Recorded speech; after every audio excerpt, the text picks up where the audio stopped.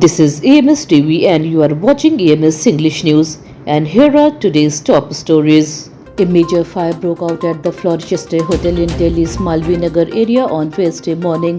The accident killed 21 people including 11 foreign nationals and 10 Indians. Officials said the hotel had permission for only 6 rooms but was running more than 25 rooms. The building also did not have a fire safety certificate. There was only one way in and out, making rescue work difficult. Police have arrested hotel owner Lavkesh Bajaj. The cause of the fire is still unknown. Some bodies were badly burned, so DNA tests will be done to confirm their identities.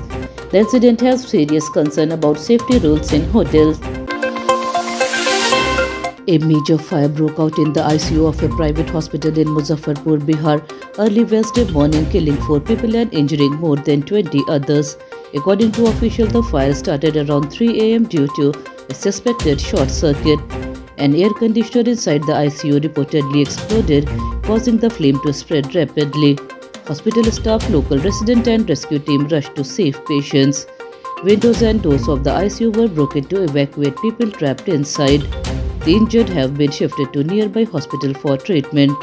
Authorities have ordered an investigation into the incident. The Cockroach Janata Party held its first press conference in New Delhi on Wednesday.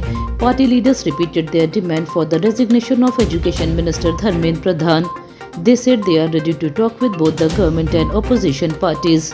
CJP spokesperson Saurav Das said the transfer of CBSE chairman Rahul Singh and Secretary Himanshu Gupta is only a temporary step. He argued that real accountability is needed in the education system and that transfer alone cannot solve deeper problems. Party founder Abhijit Dipke is expected to arrive in Delhi from the United States on June 6. He planned to seek permission for a protest at Jantar Mandir. The party has invited young people from across India to join the movement. CJP also claimed that climate activist Sonam Wangchuk may participate in the protest. Leaders say the campaign reflects growing frustration among youth over education and governance issues. The Shri Amarnath Ji Shrine Board has announced an important decision for Amarnath Yatra 2026. The entire Yatra route will remain a no-flying zone from July 1st until the end of the pilgrimage. This rule will apply to both the Pahalgam and Baltal routes. Due to security concerns, helicopter services will not be available for pilgrims this year. Devotees travelling to the Holy Cave Shrine will have to complete the journey on foot. They can also use ponies or palkis for support. Authorities said the decision has been taken to ensure better safety and smooth management for the annual pilgrimage. In Bhopal, Barkatullah University may soon be renamed Vagdevi Bhojpal University. The University Executive Council approved the proposal on Wednesday. The proposal has now been sent to the governor, who is also the chancellor, for final approval. University officials said the new name reflects the cultural and educational heritage of Madhya Pradesh. They said Raja Bhoj is an important symbol of knowledge and learning in the state. Along with the name change, the university may also introduce changes in its academic structure. The final decision will be taken after approval from the governor's office. The US House of Representatives has passed a proposal aimed at limiting military action against Iran. The resolution said that any major military operation should first receive approval from Congress. Lawmakers supporting the measure argue that decision about war should not be made by the president alone. The move comes after President Donald Trump stated that military action is his decision as commander-in-chief. The proposal does not immediately stop ongoing operation but increases pressure for congressional oversight. Supporters say it protects democratic checks and balance, while critics argue it should limit the president's ability to respond quickly during a crisis. The issue is expected to spark further debate in Washington. The Gulf Cooperation Council has strongly criticized Iran after reported attacks targeting Kuwait and Bahrain. GCC leaders called the strike a cowardly attack and warned that such actions could increase tension across the Middle East. The statement came as regional countries expressed concern over growing security risks in the Gulf region. Meanwhile, US President Donald Trump said that any decision to launch military action against Iran would be his own decision. The latest developments have raised fear of a wider conflict involving several countries. Governments in the region are closely monitoring the situation and urging restraints to prevent further escalation. Pakistan's Lahore High Court has upheld the death sentence of two men in the 2020 motorway gang rape case. The victim, a French woman, was traveling with her three children when her car stopped after running out of fuel.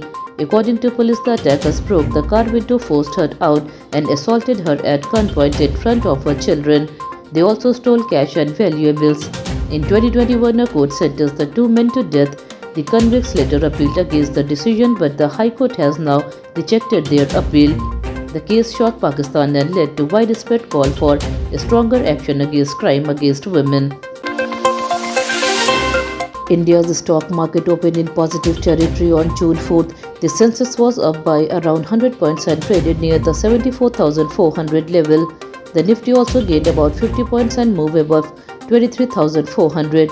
Investors showed strong interest in auto, pharmaceutical and consumer durable stocks during early trading. Market experts said buying in these sectors helped support the overall market. Most major indices were trading in the green, reflecting positive investor sentiment. Traders are now watching global market trends and economic updates for further direction during the day's trading session. A historic moment has arrived at the French Open as two Italian players, Flavio Cobolli and Matteo Arnaldi, have reached the men's singles semi-final. Both won their quarter-final matches on Wednesday and will now face each other on Friday. This will be the first match all-Italian men's semi-final in Grand Slam history. Despite the earlier exit of world number one Jannik Sinner and Lorenzo Musetti, Italy continued to shine in the tournament. Cobolli said the achievement is a proud moment for Italian tennis. Fans are now excited to see which Italian star reach the final. The India Meteorological Department has said the southwest monsoon may enter Kerala by this evening. Weather conditions are becoming favorable for its arrival. The monsoon was expected on May 26 but has been delayed by about 9 days. Usually it reached Kerala on June 1st. Heavy rain is expected in parts of Kerala, Tamil Nadu and Karnataka during the next week. At the same time, many states in north and central India are seeing pre-monsoon rain and thunderstorms. Strong winds, lightning and rain may affect several areas. Experts say these weather changes could bring relief from the summer heat in many parts of the country. That's all for today's bulletin. We'll be back with more updates next time. Until then, this is Tamanna Rizvi signing off. Have a good day.